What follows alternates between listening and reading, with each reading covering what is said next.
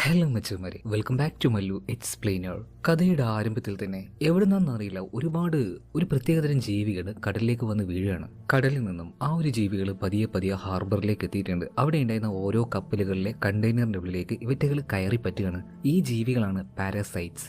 Parasite എന്നാൽ ഒറ്റയ്ക്ക് അതിന് ജീവിക്കാൻ കഴിയില്ല, അതിന് മറ്റൊരു ശരീരം ആവശ്യമാണ്. അങ്ങനെ ഈ പാരസൈറ്റുകൾ അവർക്ക് ആവശ്യമായിട്ടുള്ള ശരീരം തേടി നടക്കുകയാണ്. അതിൽ തന്നെ ഒരു പാരസൈറ്റ് ഇപ്പോൾ ഒരു ഹസ്ബൻഡ് വൈഫ് ഇവർ കിടന്നുറങ്ങുന്ന ആ ഒരു ബെഡ്റൂമിന്റെ ഉള്ളിലേക്ക് പോവുകയാണ്. ഉറങ്ങുന്ന ആ ഒരു മനുഷ്യന്റെ ചെവിയുടെ ഉള്ളിലേക്ക് ആ ഒരു ചെറിയ ജീവി കയറി പോകുന്നുണ്ട്. ഉറക്കത്തിലായിരുന്ന ആ മനുഷ്യൻ പെട്ടെന്ന് ചാടി എഴുന്നേൽക്കുകയാണ്. എന്തോ ഒന്ന് കയറിപ്പോയെന്ന് അയാൾക്ക് മനസ്സിലായി. പേടിച്ചുകൊണ്ട് ഉറക്കനെ കരയാൻ നിൽക്കുമ്പോഴേക്കും പെട്ടെന്ന് അയാൾ ഒറ്റ സ്റ്റോപ്പ് ആവലാണ്.